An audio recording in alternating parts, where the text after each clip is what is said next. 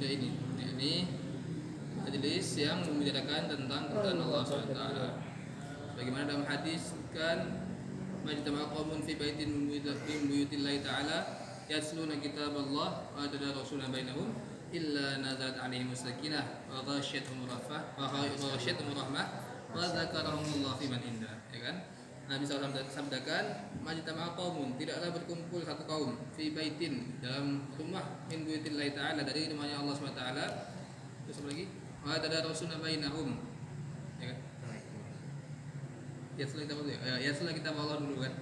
Yatluna kitab Allah, mereka membaca kitab-kitab Allah, wa tadarasuna bainahum, dan mereka saling mengajarkan. Illa nazalat 'alaihim sakinah, kecuali Allah akan turunkan sakinah. Wa ghasyiyatuhum rahmah, dan Allah akan cucuti rahmat. Wa hafathumul malaikah, dan malaikatnya akan berkerumun. Wa dzakarahumullah fi man indah, dan malaikat ini akan menyebutkan nama-nama kita di hadapan Allah SWT. Masya. Nah, ini perlu kita syukuri kepada Allah SWT. Meskipun kelihatannya majlisnya sederhana kan, kita berkumpul di masjid yang ya gini-gini aja kan, bisa dilihat kanan kiri kaca, belakang belum ada temboknya, masjid akuarium katanya, belum jadi. Nah, tapi ini adalah majlis yang sangat mulia, dengan tempat ini mulia. Allah. Karena semua yang berhubungan dengan agama ini Allah muliakan. Contohnya karpet yang sekarang kita pijak ini, yang kita duduk ini, harganya berapa aja, murah paling kan, 1 meter gak nyampe lah, berapa juta gak nyampe. Tapi gak ada orang yang berani menginjakkan kakinya pakai sandal dalam masjid. Allah. Gak ada orang yang pakai sepatu masuk dalam masjid. Tapi beda dengan karpet-karpet mahal luar sana yang dijadikan alas di hotel-hotel, di mall. Mungkin harganya bisa sampai juta-jutaan 1 meternya. Nah, tapi ini semua orang masuk, gak ada aturannya, bebas saja. Semua orang mau injak pakai apa aja, gak ada yang larang. Nah, ini bahwasanya setiap yang berhubungan dengan agama ini Allah muliakan. Nah, ini dengan Allah SWT, lagi-lagi kita bersyukur kepada Allah SWT karena Allah masih memberikan kita nikmat sehat, nikmat sempat, dan masih banyak lagi nikmat yang lain. Nah, yang mana nikmat-nikmatnya Allah SWT ini akan terasa apabila nikmat ini telah Allah cabut dari kita. Allah. Apabila nikmat ini sudah tidak lagi kita rasakan. Nah, contohnya ketika kita nikmat sehat, ketika sekarang kita merasakan nikmat sehat, kapan kita akan tahu bahwa saya berharganya nikmat sehat? Ketika kita sakit nanti.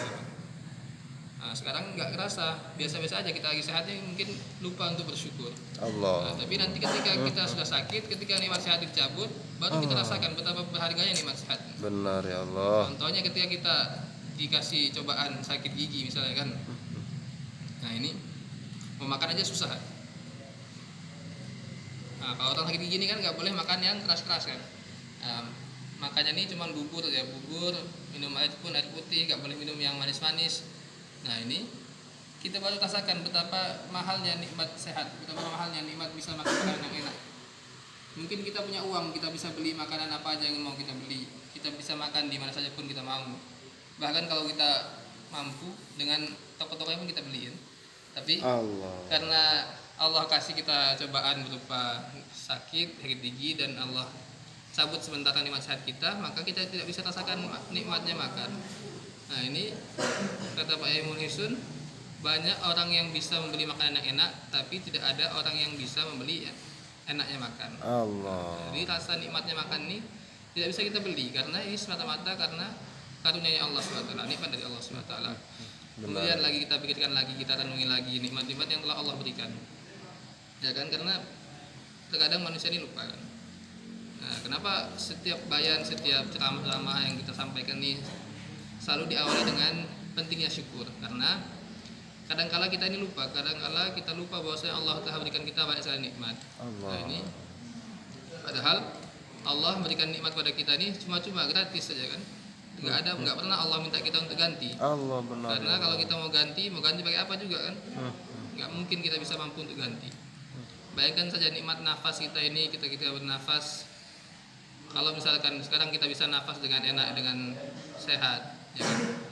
Nanti suatu saat ketika kita dikasih cobaan oleh Allah, Allah cabut nikmat sehat kita nih, Allah cabut nikmat nafas kita ini. Nah, ini kalau kita di rumah sakit, bernafas pakai oksigen, ini mahal harganya kan? Satu tabung itu bisa ratusan ribu harganya, sampai jutaan bahkan. Allah. Nah, ini kalau misalkan Allah tuntut, Allah butuh kita bayar dari kita hidup sampai sekarang, Ya, itu yang paling muda kita ini umurnya 20 tahun kan. Hidup kita dari lahir sampai sekarang 20 tahun umurnya, bisa nggak kita bayar semua nikmat yang Allah berikan? Nggak bisa itu Allah, kan. benar ya Nggak Allah. akan mampu kita untuk bayar. Bahkan untuk menghitung saja kita nggak mampu. Allah firmankan, "Fa in ta'uddu ni'matallahi la tuhsuha." Kan? Jikalau kalian untuk menginginkan untuk menghitung nikmat Allah, maka kalian tidak akan mampu. Nah, ini bukti bahwasanya kita ini harus bersyukur supaya Allah makin tambahkan lagi nikmatnya kepada kita. Karena Allah firmankan, la in syakartum la azidannakum wa la in kafartum in 'adzabi lasyadid. Kata Allah, la in syakartum, jika kalian bersyukur, la azidannakum, maka sungguh akan aku tambahkan. La azidannakum, lamnya itu lam taukid, ada nun taukid lagi, la azidannakum. Jadi sudah taukid itu tujuannya untuk menguatkan perkataan, menguatkan perbuatan. Jadi sungguh aku akan tambahkan, kata Allah kan. Jadi pasti akan Allah tambahkan. Sudah dalam taukid, tambah lagi nun taukid, la azidannakum.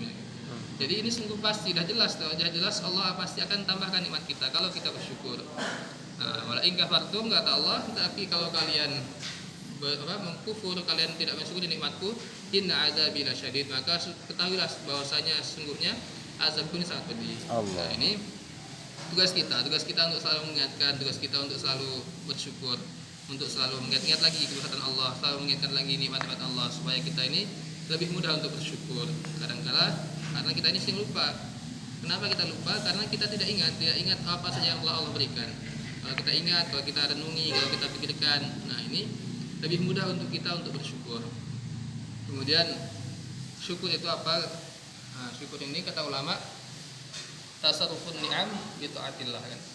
Mentasarrufkan nikmat Allah untuk mentasarrufkan nikmat yang telah Allah berikan untuk mentaati Allah. Jadi kata syukur yang terbaik selain kita mengucapkan kalimat syukur alhamdulillah yang telah kita sering kita ucapkan setiap hari, yang setiap salat pada salat 5 waktu kita baca 33 kali. Nah, ini syukur yang paling bagus, yang paling tepat adalah dengan menggunakan nikmat-nikmat yang Allah berikan untuk mentaati Allah SWT. Kita gunakan nikmat sehat kita untuk beribadah kepada Allah SWT. Kita gunakan nikmat kekayaan kita, nikmat harta kita untuk ibadah jalan Allah, untuk bersedekah jalan Allah, untuk menginfakkan harta kita jalan Allah, dan banyak lagi yang lain. Kemudian dengan Allah SWT dikatakan, jikalau kita ingin menghitung nikmat Allah ini, jika seluruh ranting-ranting di dunia ini dijadikan penanya, kemudian dedaunan di dunia ini dijadikan kertas-kertasnya, dan lautan di dunia ini dijadikan sebagai tintanya untuk menuliskan nikmat Allah, maka tidak akan cukup. Setelah semuanya ini habis, setelah semuanya digunakan untuk menuliskan nikmat Allah, ini masih banyak lagi nikmat Allah yang belum kita tuliskan. Nah, tidak akan cukup untuk kita gunakan untuk menuliskan nikmat Allah, karena saking banyaknya nikmat Allah SWT. Bahkan dikatakan, jika diletakkan satu kali lagi, diletakkan lagi satu ranting-ranting yang jumlahnya sama dengan yang tadi, daun-daun yang sama jumlahnya dengan yang tadi, dan lautan yang sama dengan tadi untuk digunakan menuliskan nikmat Allah, maka ini pun tidak akan cukup. Nah, ini penting kita untuk mengingat-ingat, selalu mengingat nikmatnya Allah supaya kita bisa bersyukur. Hadirin Allah SWT, ini lagi-lagi kita saling mengulang-ulang, saling bermuzakarah kan, mengulang-ulang kebesaran Allah SWT supaya ada iman yang ada dalam diri kita, supaya ada iman yang tumbuh dalam hati kita, supaya iman kita ini semakin hari semakin bagus. Karena iman ini harus diusahakan kan. Nggak bisa kita diam-diam begitu saja untuk mendapatkan iman. Suatu ketika ada kisah, jadi ulama ini dia ingin mengupayakan iman, dia ingin imannya untuk bertambah. Tapi waktu itu si ulama ini punya pikiran, punya ide untuk diam saja berzikir di dalam kamar. Jadi ketika dia berzikir, ketika dia sedang asyik berzikir dengan tujuan untuk meningkatkan iman tadi, tiba-tiba dia mendengar ada suara orang berlarian di atap rumah. Kemudian karena dia merasa terganggu dengan suara orang lari tadi di atas atap itu, dia tengok keluar kan, dia lihat ke atas, ada apa ini katanya. Kemudian setelah dia dilihat ke atas, ternyata ada orang yang sedang lari-larian di atas genteng. Kemudian kata ulama ini menanyakan kepada orang tadi, wahai fulan, kamu lagi ngapain lari di atas genteng? Kata orang yang tadi, saya ini sedang mencari kambing saya katanya. Terus kata ulama tadi, ngapain kamu cari kambing di atas rumah katanya? Yang akan mungkin. Nah, kemudian setelah dia ngomong tadi, kata orang tadi juga, kamu juga ngapain nyari iman kok dalam rumah? Ya nggak bakal dapat katanya. Iman itu harus disampaikan, harus diusahakan. Nah ini ya apa pentingnya iman ini harus kita upayakan, harus kita sering sampaikan supaya dalam hati kita ini dapat tumbuh iman yang kuat. Karena semakin sering kita sampaikan, semakin sering kita ucapkan, semakin sering kita ulang-ulang, maka begitu juga semakin kuat dalam hati kita tumbuhnya iman. Sebagaimana kan kita sering lihat di TV-TV ini kan, kita sering nonton TV ada iklan-iklan. Kalau misalkan kita kan di TV ini kan banyak iklan kan, iklan sampo, iklan odol dan lain-lain. Nah, contohnya aja iklan odol.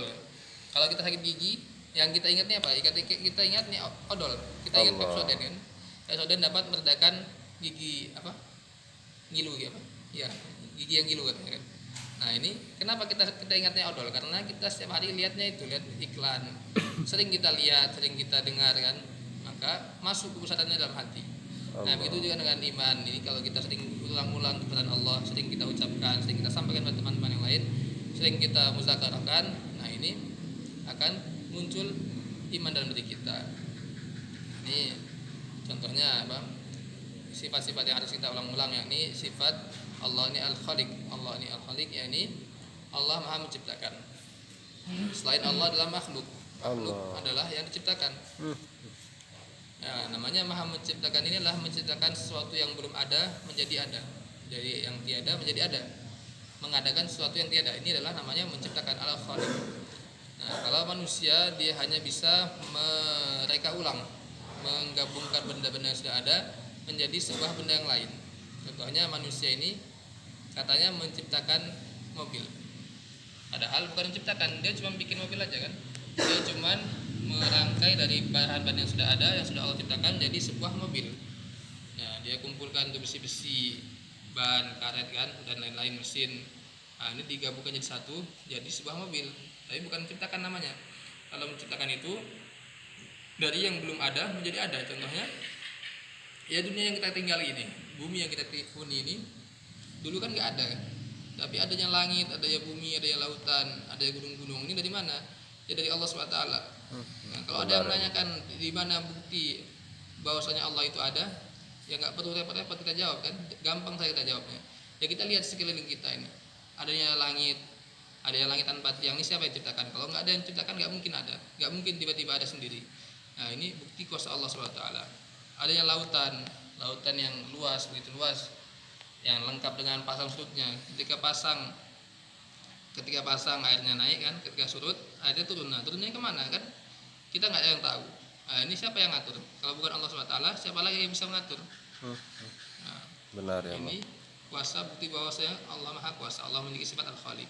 Kemudian ada gunung-gunung kan, nggak mungkin tiba-tiba ada begitu saja. Nah ini pasti ada yang menciptakan. Kemudian manusia ini kalau disuruh untuk menciptakan nggak bisa, nggak akan ada yang mampu. Jika disuruh menciptakan benda paling mudah saja, benda paling sepele saja, contohnya air, satu tetes air saja, manusia bisa nggak datang ke satu tetes air? Nggak bisa. Nggak ada yang bisa, nggak ada sejarahnya orang bisa menciptakan air, nggak ada, belum ada penemuan ilmuwan yang menemukan air, menciptakan sebuah air, nggak ada. Nah, ini bukti kuasa Allah SWT. Air ini datangnya dari mana, bentuknya dari mana, bahannya dari apa kan nggak tahu kan. Jadi gimana menciptakan air? Nggak ada yang bisa menciptakan air. Nah ini bukti kuasanya Allah SWT. Kemudian setelah Allah memiliki sifat Al-Khaliq, Allah juga memiliki sifat Al-Malik. Al-Malik ini adalah yang artinya maha menjaga.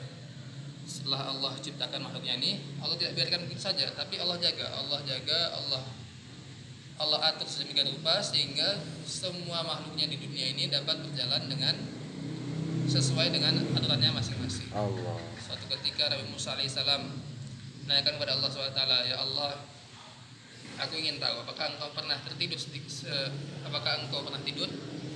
Kemudian Allah firmankan kepada Nabi Musa, wahai Musa, coba kamu ambil satu gelas, kemudian kamu isi air. Kemudian Nabi Musa alaihissalam mengambil gelas dan mengisi air kan, diisi air.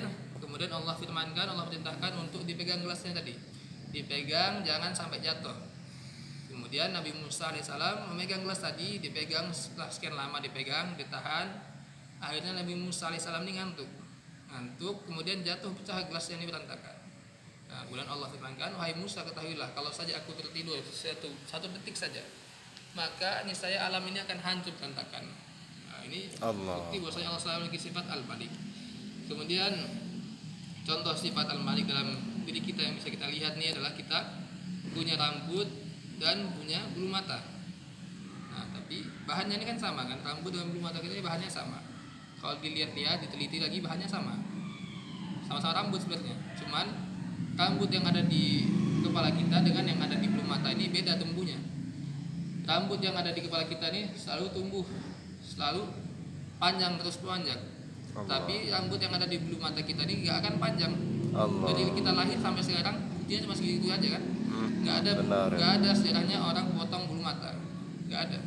Yang ada orang potong rambut setiap bulan kita potong rambut kita karena semakin memanjang. Tapi Allah jaga sehingga Allah atur sedemikian rupa sehingga bulu mata kita ini tidak memanjang sebagaimana rambut yang ada di kepala kita. Kemudian gigi kita dan kuku ini sama panjang, sama bahannya. Tapi yang memanjang cuma kuku aja kan. Gigi ini nggak bisa tumbuh panjang. Allah. Dia akan tumbuh pada batas tertentu. Kalau dia sudah mencapai batasnya, udah dia berhenti, gak tumbuh lagi. Allah. Kalau dia tumbuhnya seperti kuku mengikuti perkembangan tubuh kita, maka akan repot kita, akan ada potong gigi. Tapi nggak ada kan. Tapi gigi ini tumbuh sampai batasnya dia sudah cukup, sudah berhenti giginya ini. Tapi kalau kuku ini akan terus panjang. Nah, ini bukti bahwasanya Allah Al-Malik. Allah ini memiliki sifat Al-Malik, yang maha menjaga. Allah atur makhluknya sedemikian rupa. Kemudian sifat-sifat yang lain yakni Allah memiliki sifat Ar-Razik. Ar-Razik ini adalah yang mana artinya Allah maha memberi rezeki. Allah firmankan dalam Al-Quran, wa min dabbatin illa 'ala Allah rizquha. Tidaklah satu makhluk melata pun di muka bumi ini kecuali Allah telah jamin rezekinya. Jadi tidak ada makhluk yang Allah biarkan begitu saja. Allah sudah jamin rezekinya. Semua sudah Allah tuliskan dalam takdir kita, jodoh kita, rezeki kita, ajal kita, semua sudah Allah atur. Nah, kan? Dan rezeki yang Allah atur ini tidak mungkin tertukar dengan orang lain, tidak mungkin diambil orang lain, karena sudah Allah takar, sudah Allah jatah gitu. Karena yang tertakar tidak mungkin tertukar katanya. Ada cerita, ada satu kisah, suatu ketika ada seorang pemuda, dia ini ragu tentang sifat ar-raziknya Allah. Jadi dia menanyakan kepada guru-gurunya, dia tanyakan kepada ustadznya kan, dia tanyakan kepada guru dia yang ngajar dia tanya, kalau misalkan Allah sudah atur rezeki semua makhluknya ini, coba saya mau tanya, ini saat saya pegang satu butir jagung ini milik siapa rezekinya? Kemudian kata ulama tadi, yang kamu pegang itu rezeki ayam yang ada di Pulau Sebutang sana katanya. Kemudian pemuda ini nggak percaya, masa iya ini kalau saya makan bisa aja jadi rezeki saya, nggak jadi punya ayam tadi kan. Kalau saya makan hilang udah, ayam tadi nggak dapat. Nah, akhirnya sama pemuda tadi dilempar mau dimakan tapi nggak masuk ke mulut, malah masuk ke hidung. Allah. Akhirnya tersumbat hidungnya kan, hidungnya pemuda tadi tersumbat. Akhirnya dia kesakitan, dia berusaha untuk mengeluarkan jagung tadi, dia keliling-keliling cari orang dia sembuhkan, nggak ada yang bisa, belum ada yang bisa menyembuhkan dan mengeluarkan jagung tadi dari hidung pemuda tersebut. Kemudian akhirnya pemuda ini ketemu dengan orang yang menyarankan supaya pergi ke seberang pulau. Katanya di sana ada tabib yang bisa menyembuhkan. Akhirnya pemuda ini pergi ke seberang pulau sana kan. Ketika sampai di depan rumah tabib tadi, belum dia buka pintu itu, tiba-tiba dia bersin, jagung yang tadi di dalam hidung tadi keluar jatuh di tanah. Akhirnya ada ayam di depan rumah tabib tadi yang mematok jagung tadi.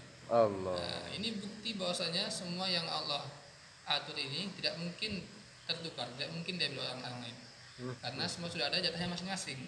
Nah, ini bukti bahwasanya Allah memiliki sifat ar-razik. Kemudian ada satu kisah ketika zaman Nabi Sulaiman alaihissalam. Waktu itu Nabi Sulaiman alaihissalam kan kerajaannya ini sangatlah luas, sangatlah megah, sangatlah besar kan.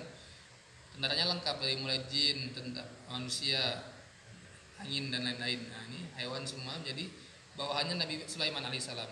Suatu ketika Nabi Sulaiman alaihissalam teringin dalam hatinya ini untuk memberi makan, berkhidmat pada makhluknya Allah selama 1 bulan kan. Nah, makanya Nabi Sulaiman izin dulu pada Allah. Wahai Allah, ya Allah, aku ingin berkhidmat kepada makhlukmu, aku ingin memberi makan makhlukmu selama 1 bulan. Kemudian Allah firmankan kepada Nabi Sulaiman, wahai Sulaiman, kamu nggak akan mampu kasih makan makhlukku selama 1 bulan. Nabi Sulaiman tetap masih pengen kan, jadi dia nego lagi, dia tawar lagi, ya Allah, kalau misalkan nggak bisa 1 bulan, 1 minggu saja saya minta waktunya untuk berkhidmat kepada makhlukmu. Kemudian Allah firmankan, wahai Sulaiman, 1 minggu pun kamu nggak akan cukup, kamu nggak akan kuat, kamu nggak akan mampu kamu untuk berkhidmat pada makhlukku selama 1 bulan. Akhirnya Nabi Sulaiman alaihissalam ini masih minta lagi. Akhirnya yang terakhir Nabi Sulaiman alaihissalam minta selama 1 hari saja. Ya Allah, kalau 1 bulan engkau tidak izinkan, 1 minggu tidak engkau izinkan, maka aku minta waktunya 1 hari saja. 1 hari aku akan berkhidmat kepada makhlukmu, aku yang jamin makannya selama 1 hari. Kemudian Nabi Sulaiman akhirnya Allah izinkan. Ya sudah, kalau begitu 1 hari besok urusan makhlukku engkau yang tanggung katanya. Akhirnya Nabi Sulaiman perintahkan kepada seluruh tentaranya untuk mengumpulkan bahan-bahan makanan. Semua tentaranya bergerak, jin, manusia, hewan, udara dan lain-lain, semuanya bergerak mengumpulkan bahan makanan. Akhirnya semua bahan makanan ini dikumpulkan di satu tempat, di suatu padang yang luas, di lapangan lah. Dikumpulkan di lapangan, disusun. Akhirnya terkumpullah makanan sejauh mata memandang. Itu lengkap, ada buah-buahan, ada makanan pokok, ada sayur-sayuran dan lain-lain, daging-daging, semuanya ada. Dari semua jenis makanan sudah terkumpul di lapangan tadi. Akhirnya ketika sudah dikumpulkan dari ujung ke timur ke barat, ini penuh dengan makanan, utara ke selatan penuh dengan makanan, pokoknya sejauh mata memandang ini makanan semua isinya lapangannya. Akhirnya Allah utus satu ikan yang besar untuk menelan makanan tadi. Dengan izin Allah, makanan tadi yang banyak tadi ini lenyap dalam sekali lahap. Allah. Dalam sekali makan, semua makanan yang dikumpulkan tadi yang sudah susah payah dikumpulkan lenyap begitu saja. Kemudian atas izin Allah juga, ikan tadi ngomong sama Nabi Sulaiman, wahai Sulaiman, gara-gara kamu makanan saya jadi berkurang, jatah makan saya jadi berkurang. Harusnya makanan saya lebih daripada ini, tapi karena engkau yang jamin rezekiku hari ini, makananku cuma sedikit. Nah, ini bukti bahwasanya yang bisa memberikan rezeki ini hanya Allah SWT. Ya, ini yang perlu kita yakini ya, perlu kita terapkan dalam hidup kita ketika kita bekerja, ketika kita butuh uang dan lain-lainnya. Nah, ini perlu kita yakini bahwasanya yang memberikan rezeki ini hanya Allah SWT. Kemudian